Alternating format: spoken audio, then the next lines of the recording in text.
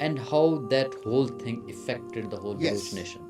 Good. And that was لاشاریوں اور رندوں کی جو جنگ رہی ہے 30 سال کی. جی بالکل. Please. یہ بھی وہی بلوچی محبت، بلوچوں کی محبت اور بلوچی ادب میں اس کے بارے میں بہت کچھ لکھا گیا ہے. یہ کہتے ہیں کہ ایک خاتون تھی گور جنتی. جی جی.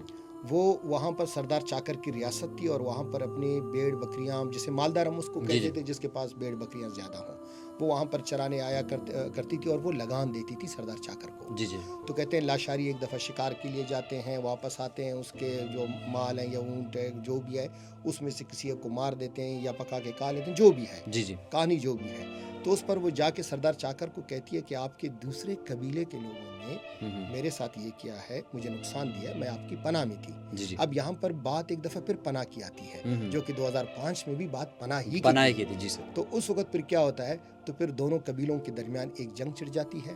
یہ 30 سالہ خانہ جنگی کا دور ہے اور اس میں ہم کہہ سکتے ہیں کہ اس نے بلوچوں کو بہت زیادہ نقصان پہنچایا اسی جنگ نے.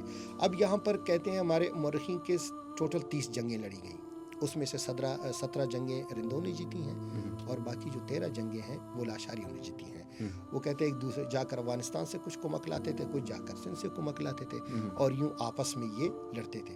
اب یہ 30 سالہ خانہ جنگی کے وجوہات جو بھی ہوں، جو بھی ہمارے مورخین نے، ہمارے علماء کرام نے بیان کیے ہیں، وہ اپنی جگہ پر ہیں.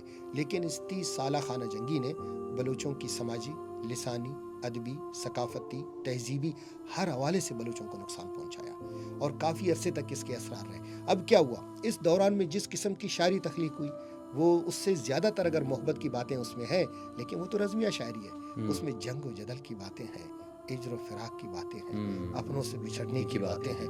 پھر مستوکلی نے بعد میں آ کے کہا تھا جوان نہیں جنگانی بدیں بولی قیوتی دوستے بردمان رولی. یہ جو جنگ و جدل کی باتیں ہیں یہ ٹھیک نہیں ہے وسیم جان. اس میں مارنے والے بھی آپ خود ہیں، مرنے والے بھی آپ خود ہیں.